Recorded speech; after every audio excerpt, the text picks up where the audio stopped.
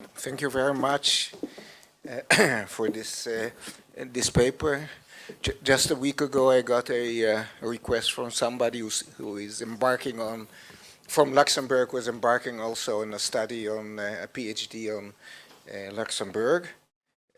Luxembourg, I think, though being a minuscule example, is very interesting. One of the things that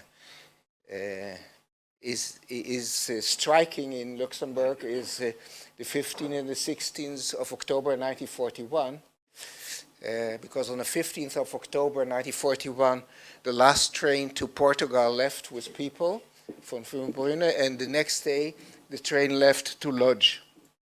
And so you have in one day a split between being able to leave and then experience the later lot. So we'll proceed now, as usual, to questions from the audience. José. I'll give you the microphone.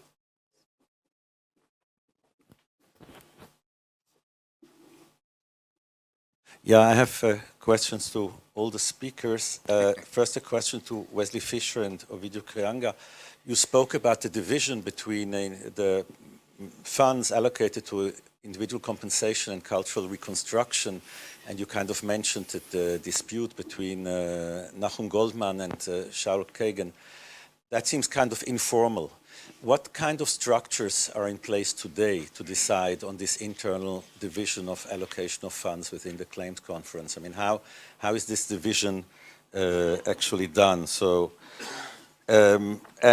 especially to Ovidio Krianga, you mentioned the hardship fund, and the name, I wonder whether you consider it appropriate. I mean, 2,500 euro is better than nothing, but is it really hardship that is being relieved by it, or does it not fit more closely into the category of symbolic compensation? I wonder what your views are on this. I have about 57 questions to Meir Bnaya, but I'm not going to ask all of them here. This is a fascinating topic that I'm also working on. So I just wonder, you mentioned a kind of timeline of Tunisian Jews, submitting the claims already in '96, and other groups coming later. Can you explain this timeline? I mean, why did one group start to submit claims already in '96, others in 2012, and so on? I mean, can you explain how it comes that they don't submit at the same time? Who comes first? Who comes second? I mean, how do you explain this kind of a timeline that you were speaking about? Then I just would like to know, what is an administrative decision? I understand there is such a thing. I mean, that your department does take administrative decisions. But how are they taken? I mean, how can you decide that you suddenly compensate a certain group without a legal process, just by administrative decision? It's a very curious and fascinating issue. And I wonder about the Libyans. The Libyans, you said, were recognized already in '65 because of Jado. The Libyans already tried to get into the compensation process in the 1950s. I rely here on secondary sources, but as far as I understand, and this may also go to the claims conference's question, the claims conference didn't really want to take up their claims. And so they went directly to Adenauer. Can you say more on this, on the recognition of Jado in 1965 and how it came about, and kind of which side? I mean, this is not something that just happens in 1965. So, what was the struggle? Jose, and you mean citizens of Israel? When you are talking about Jews from Libya, you mean citizens of Israel? Yeah. Israeli citizens. Yes. Absolutely. I rely on secondary sources. This is not research I have done. So it may be wrong, but this is what I read. But this is a question, so it's not a statement I'm making. This is the question. Then you mentioned 1984 as a date. Yes, 1984 is a date in which many claims were submitted by Libyans. This is the last question. I'm surprised about 1984 because in 1984 there was no law under which you could submit claims. The Israeli law closed in the end of 1960 and reopened in 1995. So where did they submit the claims in 1984? Was it to the hardship fund? I'm just wondering, I don't know what you were referring to a massive increase in claims submitted by Libyan. I don't know under what law they would submit that at that date. Okay. And I forgot about Luxembourg. I don't want to discriminate against you. You said racial discrimination or racial persecution was not a ground for compensation. I wonder then what was?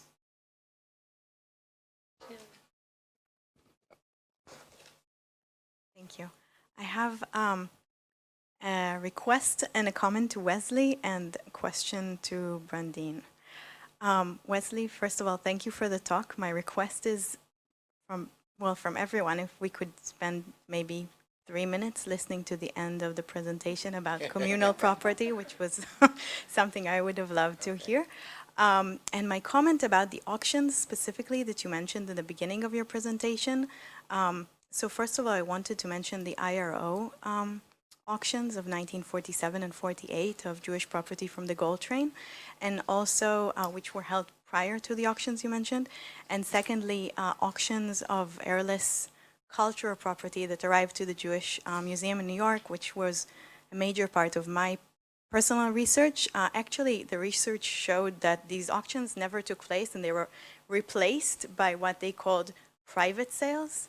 And I personally went through all of the sale records of these so-called personal sales to different dealers in New York. So happy to share that later if you want to compare that with the information.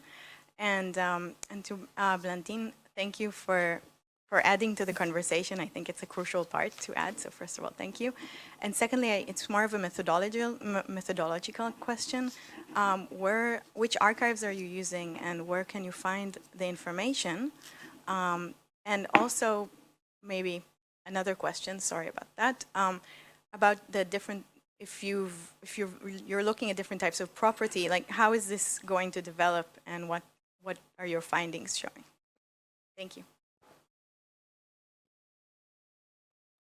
And Aaron.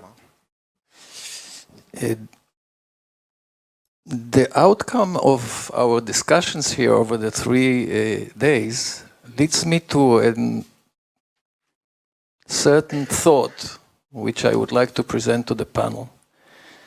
It seems to me that the logic for the Israeli government paying pensions to Holocaust survivors, that is an outcome of the Luxembourg Agreement, where the German delegation did an excellent job negotiating for Germany, leads me to the thought that perhaps the Israeli government should also pay Israeli citizens restitution of property.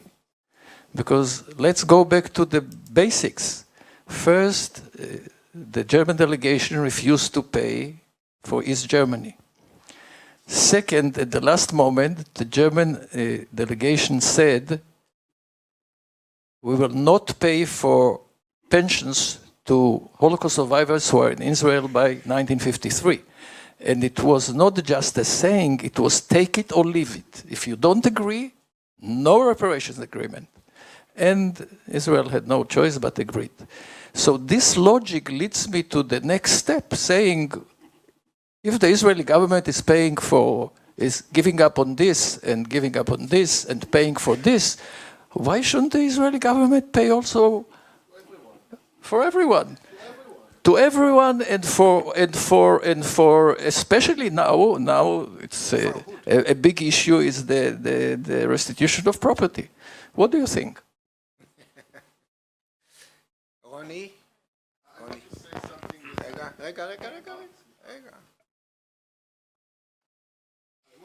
something not as a researcher. Excuse me. Not as a researcher, but as a citizen of the State of Israel.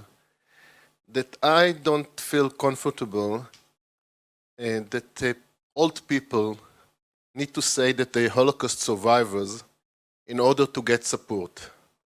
That the state cannot recognize the suffering of people who were not part in the Shoah, people who suffered during the Farud. I have a family, my wife is from Iraq. I know that what her parents suffered. And the fact that the Jews need to say that we are part, from time to time I'm here, people say I'm a Holocaust survivor. And I'm not sure that they are really a Holocaust survivor, but they say that they are Holocaust survivor because they know that, or they think that Holocaust survivor treated much better than others. So I'm just saying, as a citizen of Israel, I feel really uncomfortable about this situation today. Gidon.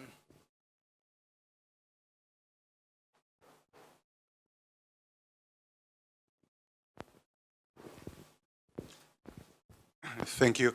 I also have a question to Wesley and maybe also to Ovi, because it's kind of very much relates to the work of the Claims Conference. So first of all, I'm interested about this division 40-40 Israel and United States, because there were also non-Zionist organization members of the Claims Conference and how they felt about that.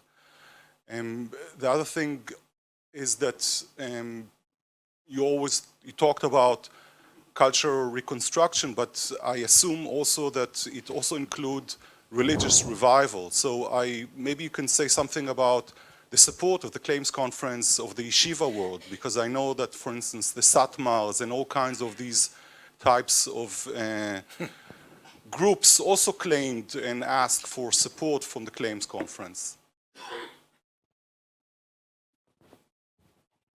Okay, I think we can now. There is.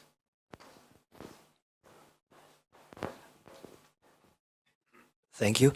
I have a question to Meir, because what you said is strongly connected to Ovi's hardship fund story.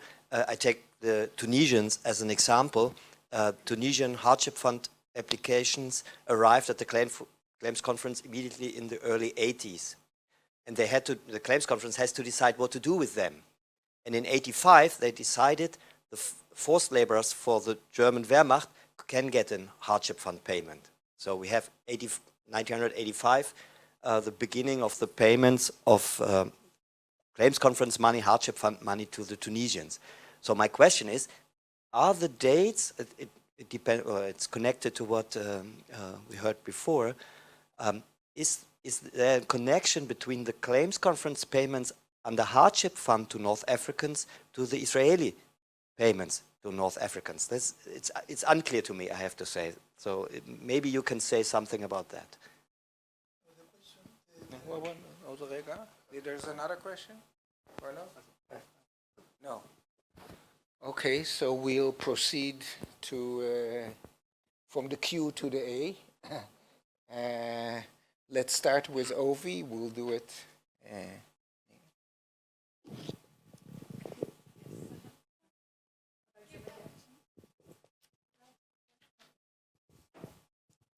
Thank you. Sorry. Thank you very much for this excellent questions and comments and observations.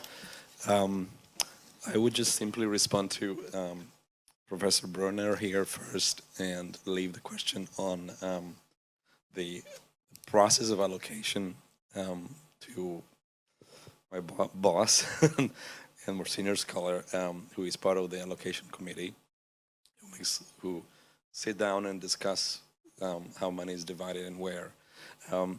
I would simply say that from the 1975 onward, you can see in the trail of archival documents regarding exchanges between various leaders, particularly Sol Keegan, Ernst Katzenstein, and others, that the hardship fund payment will, regardless of the sum that they will land on ultimately, will be symbolic. That was always understood that that's going to be the case. However, something that is worth, I think, pointing out and connects with a number of discussions that happened and observations that happened over the last few days on this issue of symbolic payment. The claims conference practice and the claims conferences, starting with Saul Keegan's kind of attitude, was that each compensation program is a journey. And so even if we start on a symbolic level today, we will have a chance to make progress on that in the years to come. And so it was the conviction that really drove all of the negotiators to negotiate. Because even if it's really small today, we'll have a chance to enlarge this payment, enlarge the criteria. If it was up to them, every payment would be a lot more. But because they're negotiating, you have to start somewhere and then you build from there. So yes, symbolic, but with very practical kind of terms in mind of what this could do for the claimants. In terms of the allocations internally at the claims conference, you can read about the structure on the website. This is quite a complex structure, but it basically is the 23 organizations that formed the claims conference originally still are all there, but they've been augmented by several organizations that represent more directly the Jews of the post-communist countries. Beyond that, there are in persona, they're ad persona, people who are added to the general board of directors. It's a large board of directors. The board of directors has under it an allocations committee, which then proceeds to ratify or to disagree with the suggestions that are made by staff and also by professional committees, the professional scholarly committees for education, for research, for documentation, for film, but then also a large number of things in regard to social welfare matters. And the major monies, of course, are all in the social welfare aspects. For years, the monies that were used were monies that were coming from the successor organization of East Germany in regard to the East German matters. And those monies in recent years have been diminishing. And that has now led to a contract recently signed between the German Finance Ministry, the EVZ Foundation, and the Claims Conference in regard to monies that are not only for the survivors and the like, but also monies that are then there for education, for documentation, research, and the like. For years, the percentage was 20% of the money from the successor organization would go from monies from the successor organization, not all the monies that were coming from the German government, would go to issues of education, research documentation, and so on. This was fought bitterly by some of the representatives of the survivor organizations. There was in particular one gentleman who every time there was a meeting would raise the fact that this money was needed by the survivors and would not go along with it.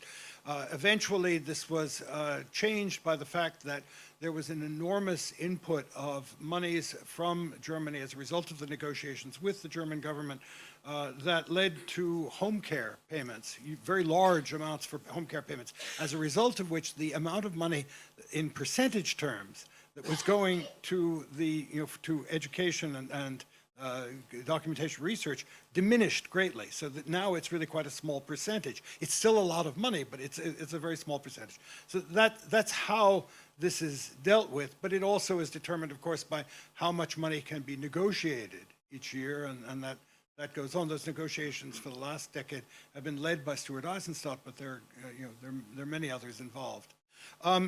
In regard to the other questions, so just a couple of things. First of all, the JCR question, it's the 40-40, 40% to Israel, 40% to the United States, and 20% elsewhere. That has to do with the JCR. That was not a policy of the Claims Conference. It was very specifically the JCR, and that's why I started the whole thing by saying there's confusion over this because people think that that's what the Claims Conference has done, but it's not the case. And it wasn't the case in the first years of the Claims Conference. That's in the matter. So far as payments by Israel for property are concerned, that's up to the Israelis and you know, the government. But I have to say that minimum income is discussed by many countries, and maybe that, in fact, is a reasonable thing to do. Israel is a wealthy country, and it could indeed, you know, perhaps afford to do that. So far as the auction at the Jewish Museum is concerned, I have to say I'm not, you know, I'm not a specialist on the auction. You may be, so but I have to say that it doesn't change the basic point, which is that in fact the monies were, these things were sold, and there is a question about the selling of items. Ever since that Mauerbach auction, there has been a change of policy, and the policy is not stated publicly. You won't find it on the website. It's not stated publicly, but in fact, internally, it's the notion that although the Claims Conference does sell unclaimed airless real estate, it does not sell unclaimed airless artworks and the like, and said that is, there's an attempt to find the original people and such, but not that many things actually belong, quote unquote, belong or possessed by the Claims Conference. It was just the artworks from the GDR. But there is an issue that is larger than that, of course, that we're involved in. I'm happy to do the extra matter, but that perhaps we should do a little later, and it's important.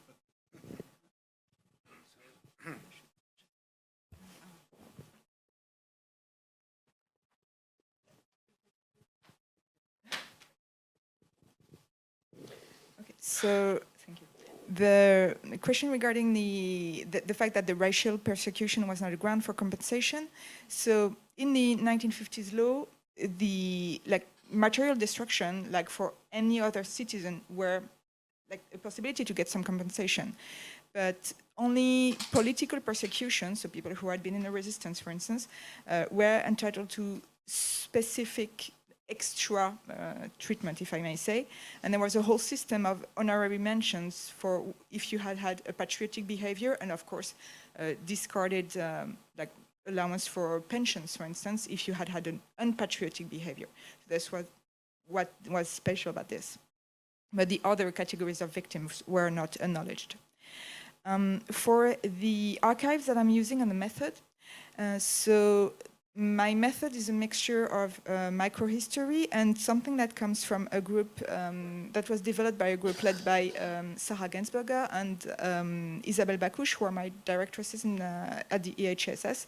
The group is known as the Connu à cette adresse, and the idea is to use ordinary archives. That is, not just archives from the persecution, which of course can shed a light on what Jews had before the war, but it's very limited because it's only from the German perspective. So, for instance, in Luxembourg, if I were to base my research only on that, I would have the Declaration of the Wealth from December 1940, but they were only filled in by the people who were there in Luxembourg in December 1940, so there's a whole population missing. And so the idea for me is first to see what the people who lived in Luxembourg between 1935 and 1940 actually had. So for that, the best option would have been to go to taxation reports, but in Luxembourg they're protected during 100 years by the law.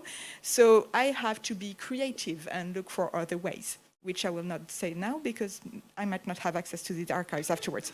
So I'm finding other ways, but there are many sources that you can use for that. So for instance, school registries that are a great indication to know when a family moves in, because sometimes the first thing that they do is register the child at school. So then you have the dates when they arrive and the date where they live.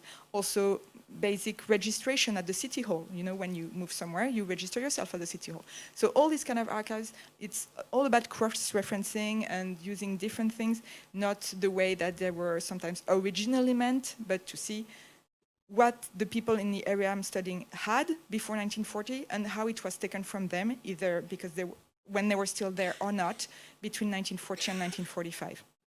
So that's the first part of my research.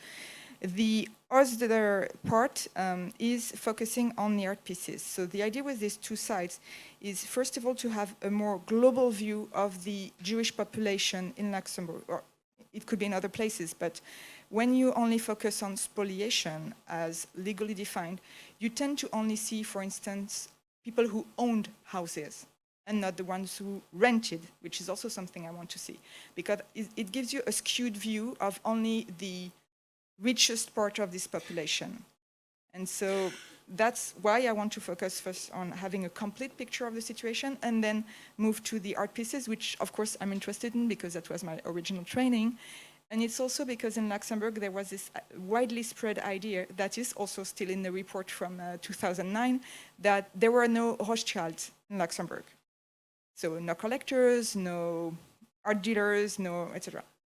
Which, I mean, I should tease you and say you will see in my dissertation whether it's true or not, but you know, spoiler alert, is not true. So, you know, that's how I'm researching. Hey, your turn. Thank you for your questions. For this lecture, I made a little research looking for the demands of the different communities in order to give you a notion when the demands were filed. I leave to you to explain why it was an increasing amount of demands of people from Libya in the 80s. It seemed to me that this is related to the increasing awareness of these groups to demand the state of Israel in basis of the law. This don't mean that there were not the demands before. This is just an increasing tendency during the 80s. I thought that it could be interesting for you to give you a notion about the interaction between demands, rulings, and decisions or administrative decisions, and to give you a notion of the time that passed from the demands to the decision of the executive government, of the government. Especially or specifically about the Libyans, I saw with my own eyes as a festellum bescheid of one people from Jado, from Libya, from the 60s. I don't remember specifically the time now, the date, but I am sure that this is an important precedent that prepare the decision to give recognition to the Libyans, because as I try to explain, Libya was under the government of Italians, not under the government of Germany. And this precedent was very important for to take a decision. Just to compare, there is now a dispute in the courts from people from Italy that came to Israel in the after the legislation of Mussolini from 38, and they demand Israel to have benefits from the law, saying that that Israel should pay for their abandonment, leaving Italy. The position of Israel is that Italy, and this is based on expert opinions of historians here in also in Italy. It was okay that Mussolini was totally independent in his decision and to legislate laws against the Jews in Italy.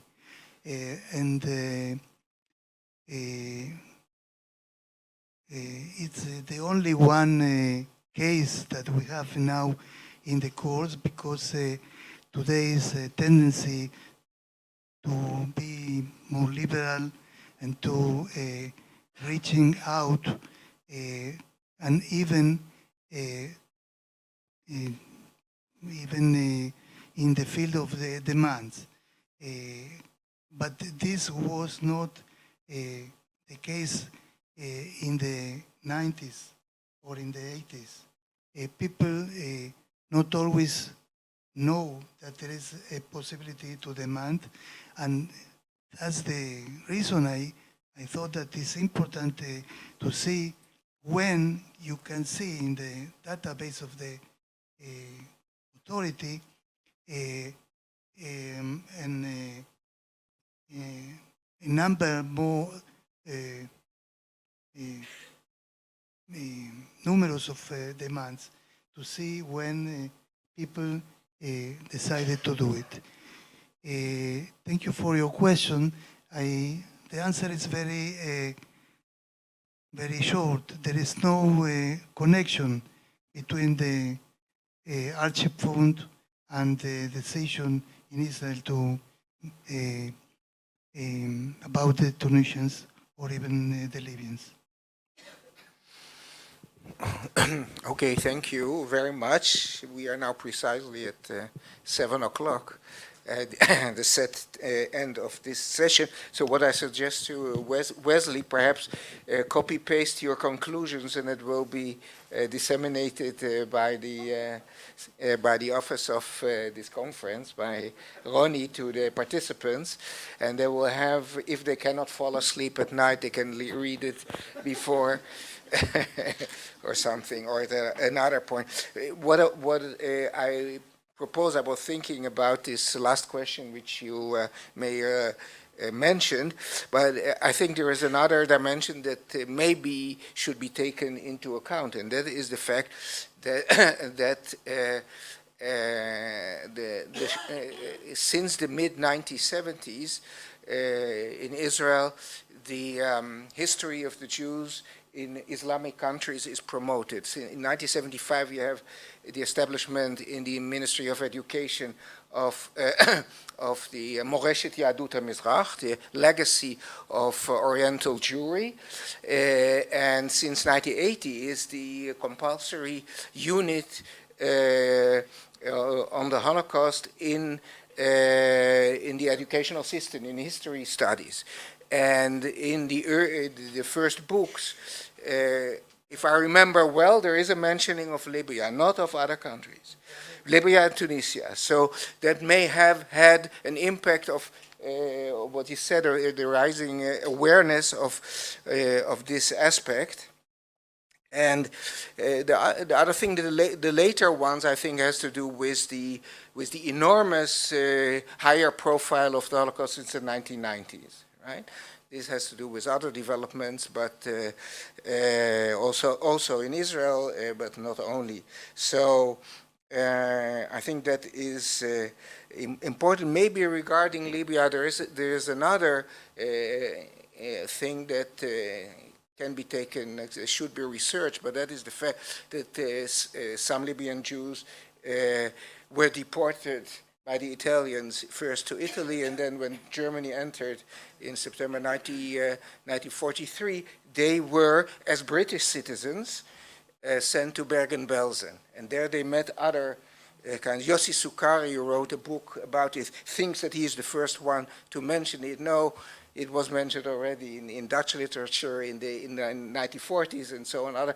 But here is something that the awareness of the fact that there were also Jews from Libya in the Shoah, right, in the public awareness may have played a role. So that is just to mention. One remark to Blandine, you mentioned that you called the Fünfbrunnen, Saint-Fontaine, a ghetto. I'm not sure. It was a concentration place, which is not identical with a ghetto. So that is another thing, but that is a short remark. We can discuss this issue. So we close this session, and we thank all the presenters for another fascinating presentation. And now it's my turn to conclude. Thank you.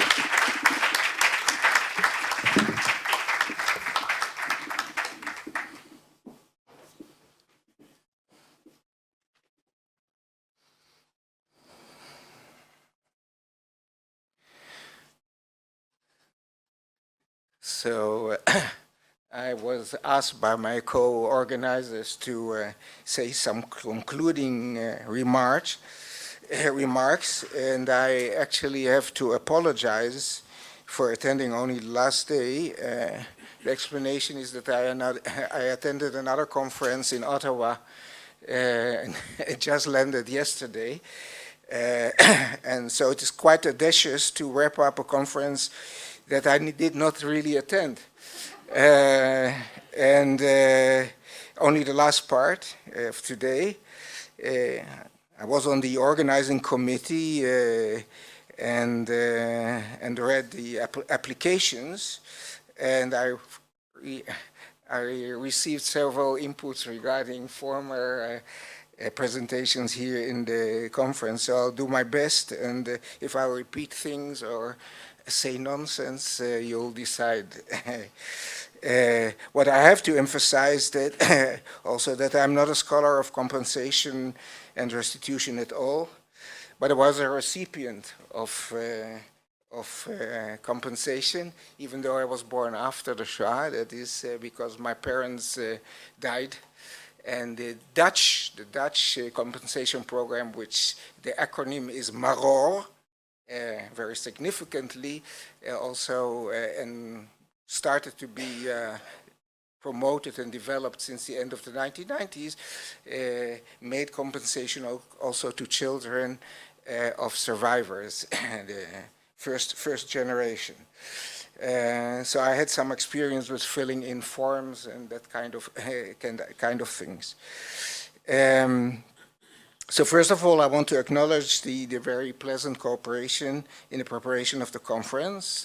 First of all, with Ronnie Stauber and his staff, and the Claims Conference and their staff in New York and Israel, and of course our staff at Yad Vashem. Some are here. And regarding, we had here about the distortion of names, right, of several people. My story is that when my first son was born and my wife was in the Soroka hospital, the nurse entered their room and said, "Who is here? Eichmann." And so that was before the computer age, so it was on a card, and that's what the nurse said. So there were almost 50 applications for this conference, which shows the interest in the topic. And the organizing committee had a difficult job to select and create a multifaceted conference that sheds light on the many aspects of the Luxembourg Agreement. But what I think is that the number of applications also emphasizes the fact that scholarship has recognized the importance of this agreement. And indeed, I would say that the Luxembourg Agreement and what was around it, fits into a broader phenomenon of major developments resulting from the Shoah, international developments resulting from the Shoah, that had an effect on the entire Jewry and beyond that.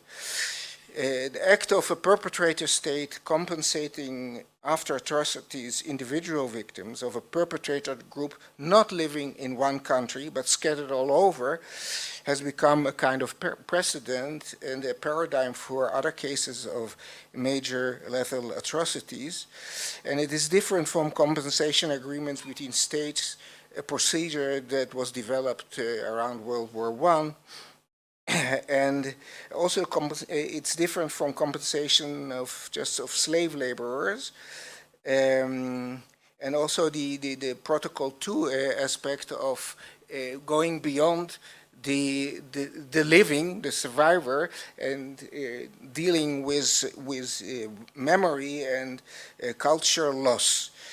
And this is an additional part of this larger phenomenon, which has the coining of the term and concept of genocide and ensuing United Nations Convention on the Prevention of Genocide in December 1948, and the issue of human rights and its international acceptance. So, two issues promoted by Jews as a consequence of the Shoah.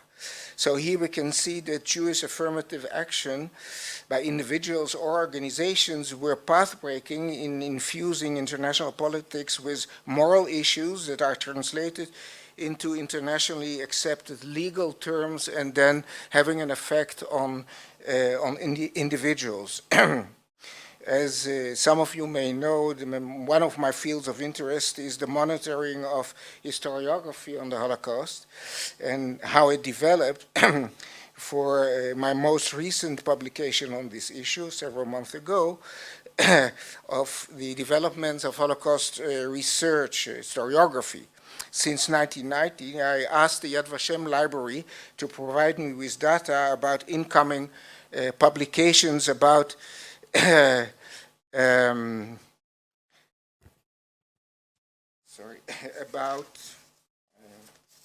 skipped one page here,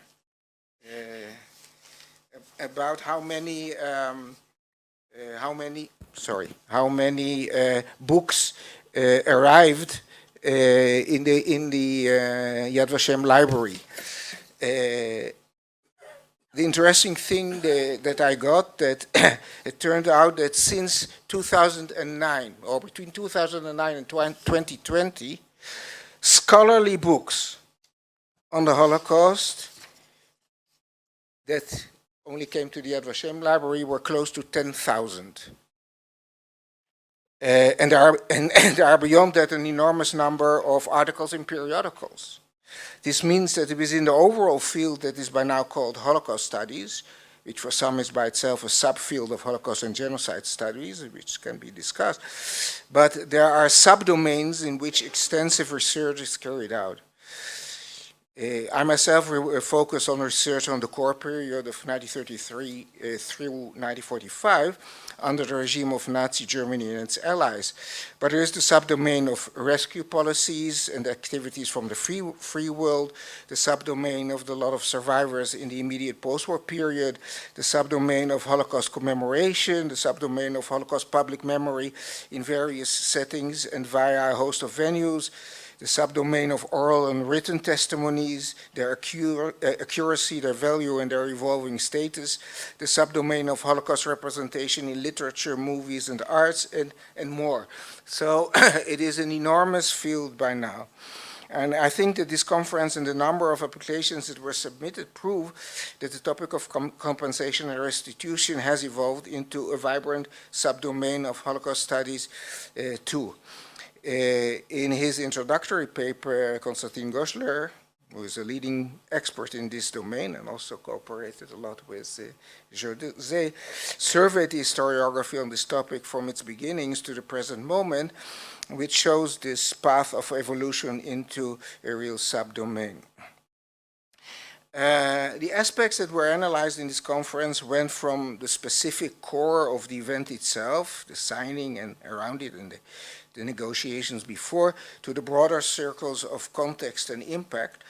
We learn about the personalities that drove the process since the late phases of World War II, such as Nehemiah Robinson, and he was, of course, related to Jacob Robinson, who was also an important personality, about the question why the Netherlands was chosen as the place for negotiations and why they weren't concluded in Luxembourg, and what it still means for Luxembourg, as we just heard, about the public discussions, especially in Israel, around the agreement, which were not only political issues, but also issues of morals and honor and belonging. Can such enormous crimes be forgiven? And here's the issue that I heard was hotly discussed, and that is Wiedergutmachung, reconciliation in German, Shilumim in Hebrew, which is related to revenge, Linakam v'Shilem. The naming itself presenting the different interpretations or goals of signing such an agreement from both sides. And this has to, and there is the issue of definitions, of course. Just here, the end, what exactly is the Holocaust, right? We use the term, or Shoah. I think I know, I've written about it, but it is discussed. Where are the limits, and therefore also practically who is included and who know what is a Holocaust survivor, what is Jewish cultural property. And so here are terminological things that, issues that have a practical consequence. We heard about international views of the agreements, about the material benefits for Israel as a state, and the impact on the relations between Israel and West Germany, about the psychological aspects of complicated personal encounters between the German official system and the claimants, and of the impact of receiving compensation on the claimants, their self-perception and their social status, and on their descendants. And moreover, about the encounter between claimants and former Aryanizers, about the broadening of the circles of compensation and restitution to cultural property, and recently also this issue of North African and Iraqi Jews, the issue of so-called open ghettos in Romania and Bulgaria, and the question of compensation in Bosnia and Herzegovina, and about the resonance of the agreements for cases of genocide in general. I was personally involved in the issue of open ghettos in Romania, and some of the people who were involved, Kai Wambach and Karen Heilig and Aviv Weber, who isn't here at the moment, and Ovidio Koanga, where I had my contacts with them. We were approached in order to provide a definition which could help the parties get out from a deadlock. On the one hand, there was the will to compensate, but legally this was a problem. So at the end of 2018 and the beginning of 2019, I had talks with the present ambassador of Romania to Israel, Dr. Radu Ioannid, who was before that a researcher and head of the archives at the United States Holocaust Memorial Museum, and we concocted I would say, or provided a definition with the problem of being faithful to history and really to historical facts, and yet giving it a mantle, if I can say so, which is legally acceptable. And that is one of the problems of the historians here. I can give also another personal example that I told just to some of you here, that regarding the applications of the earlier period, there were some Amsterdam applicants to Germany for compensation within the law of 2002. And they were turned down on the basis of my book on the ghettos, that there was no ghetto in Amsterdam. And they wrote me and asked me to help them, and what I responded was that the law was enacted in 2002 before my book was published, and at that time the Hilbergian understanding of what a ghetto is was the basis for the legislation, so they have to continue with Hilberg's approach, even though I disagree with Hilberg, and it helped them in the end, but it was a bit depressing to get this expert view which said that I was the reason for them not getting compensation. An interesting point of the compensation process is the fact that actually for this purpose, and this is not my original comment, but was raised, for this purpose, the abstract notion of the Jewish people as a nation, which did not exist as a state during the event itself, had to be transformed into a feasible legal entity which could be negotiated with.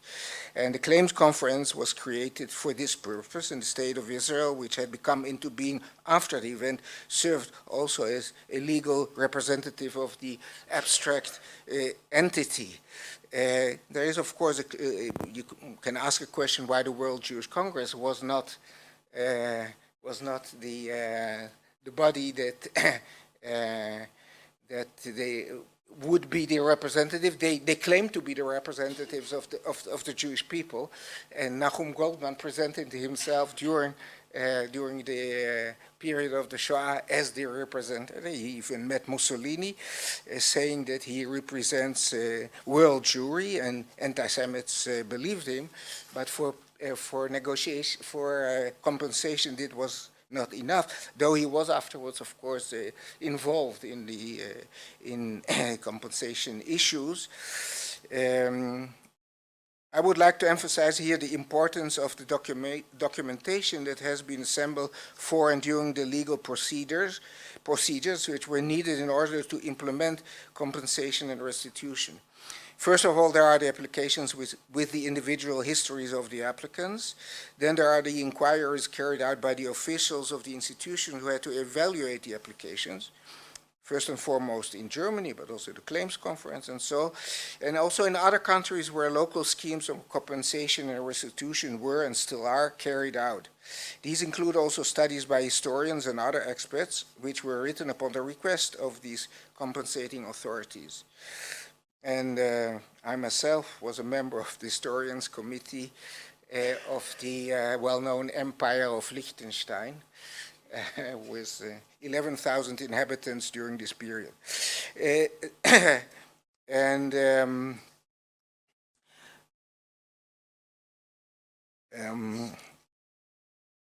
The bulk of documentation, which, as my colleague and by now also my friend Kai Wambach from the German Bundesfinanzministerium pointed out, will undergo a procedure of organization, digitization, and indexing, and is an enormous source for research on the Holocaust period itself and its many aspects. It resembles, to a certain extent, the Bad Arolson, the International Tracing Service archive, in that this new archive was created after the end of the event and deals first of all with individuals. Similar projects will be carried out regarding the other compensation projects in other countries. This will make these materials much more easily accessible to scholars, but this will also be important for commemoration practices in general and for family research and commemoration in particular. Chile was mentioned here in this conference, but a lot of other countries were not represented. As having been born in the Netherlands, I regret that the Netherlands did not get an application, but there's also Belgium and more. The Netherlands, by the way, is an interesting case because the Dutch government didn't find it needed to, in their agreement with West Germany, which ended up in 1960, to relate to the specific fate of the Jews, of the Dutch Jews.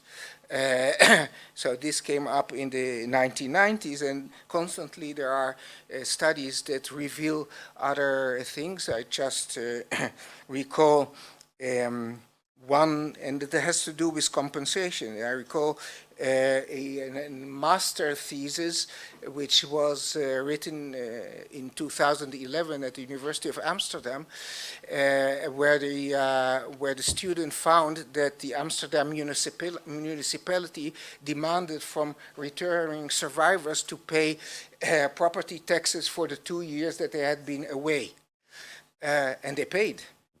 Right? They paid. They were Dutch Jews, so they paid. But and during this period, Dutch Nazis lived in their apartments. So you have here another story which relates to this. So altogether, I think it was a fascinating and enriching conference. And in order not to have this intellectual and meaningful treasure remain in a raw state, there is the intention to publish the proceedings. This will be the following and follow-up step, which will be demanding for the various parties involved. But I think the contents of this conference deserve to be published. So I thank you all again, and hope I have done my job.